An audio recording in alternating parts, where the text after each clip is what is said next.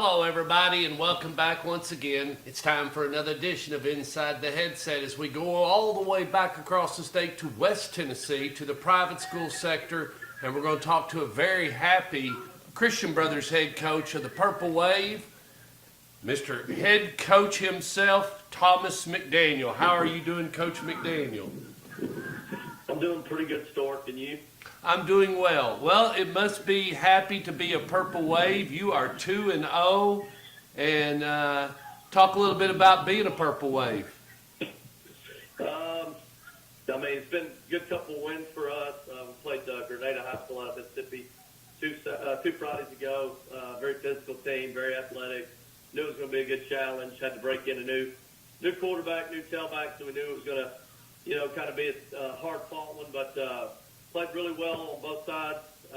Played very well in the kicking game, and were able to, come away with the win 2 Fridays ago. And then last Friday we had a huge victory against CBC St. Louis. That's a team that 2 years ago beat us pretty handedly. A year ago beat us pretty handedly. 2 years ago down here we played a really close ball game with them. But it's another brother school, very talented, a lot of Division I players, and it's definitely a signature win for our program.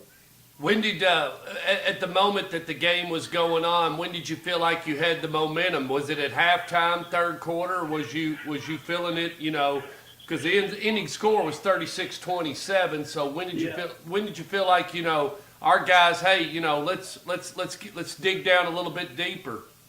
Well, started off 13-0 pretty quick. They're very explosive. Their first game of the year, they scored 67 points. They had no third downs and no punts. Blaine Gabbert's brother's a quarterback, so they got a trigger man. Big up front on the offensive line, a lot of skilled receivers and running backs. So we knew we were going to have our hands full. They started out 13-0. I think it showed a lot about our team that we were able to kind of keep our composure, not splinter, and we did a great job of kind of sticking together and handling the adversity early, and answered with a score, made it 13-7. They scored again, made it 20-7, and then we answered with another score and make it 20-13. And right before half, we had the ball and were making a drive, and it was becoming obvious that they were having a problem handling our front five on offense. And even though we didn't score up for half, we just kind of had all the momentum, even though we were down by 7. And we came out and answered right away with a score in the second half, and really just kind of started taking control of the ball game at that point. And like I said, I think credit goes to all of our kids. Our quarterback played much better than he did the first week. Our tailback played much better than he did the first week. But our offensive line and our tight end did a great job of dominating the front. And then defensively, other than a couple scores early, I thought we played outstanding defensively. And again, it started with our front four. We were able to play the run with a 5- and 6-man box, and we were able to do that and play coverage and keep them, off balance. Again, keeping sometimes 5, sometimes 6 in coverage. It allows you to do some things. And I thought they got impatient at times because they do score a lot of points. Usually they're a team that averages in the 40s on every game. And for us to make them punt 5 or 6 times and win the field position battle on several different occasions, and then, again, just be so dominant on the front, it was a great win for us. And really proud for our kids. It was a pretty big upset, and it's always special to be, involved in one of the games where it all really comes together for you and your kids play really hard. It was just our night. Logistically, everything going all right with the first 2 games? Getting the plays in and off the field, you feel like communication, everything's kind of going the way you want it? Yeah, we still have a lot of improving to do.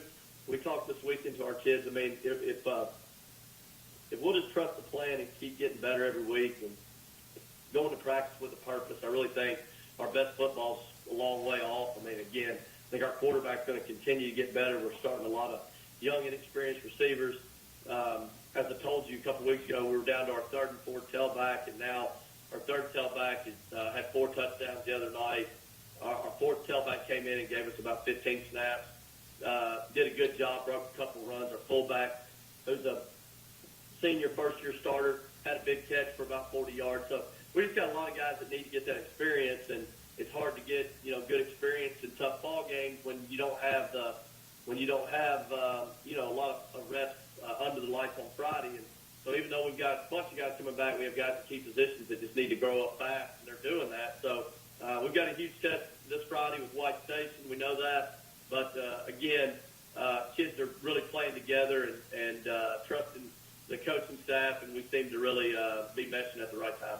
What do you expect to see out of White Station besides speed, and the eye test when they step off the bus? Where but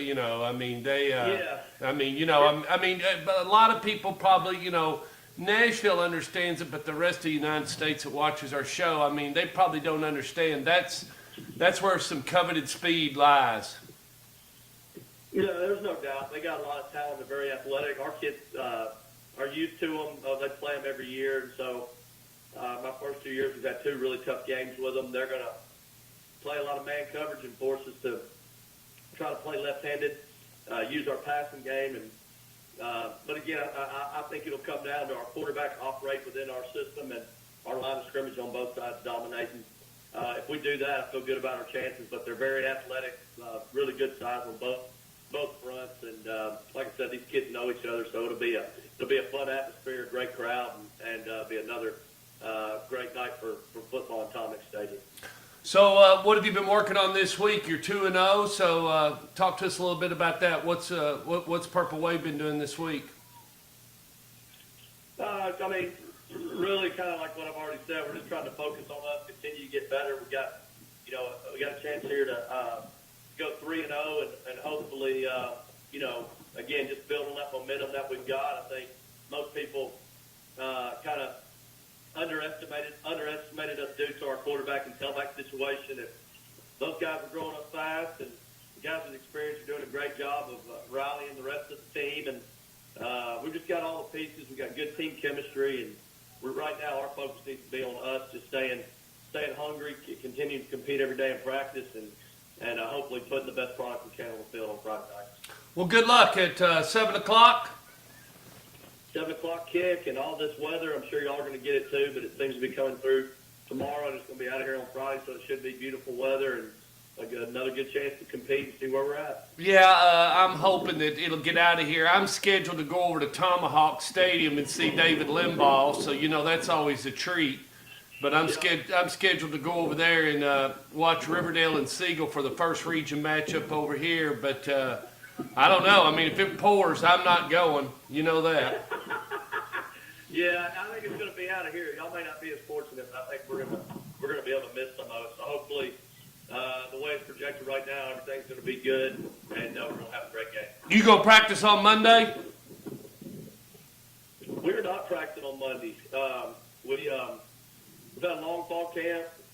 We're gonna let them water ski. We're gonna let them water ski on Monday. Yeah, I just felt like it was time to give them a break, and I think they got to be kids and they need to be with their family some. So I'm gonna give them the day off, and we'll come back in Tuesday and go back to work. Hopefully, we got a good taste in our mouth after Friday night, but I think they've earned it. I'm gonna give them that chance to get away for a little bit.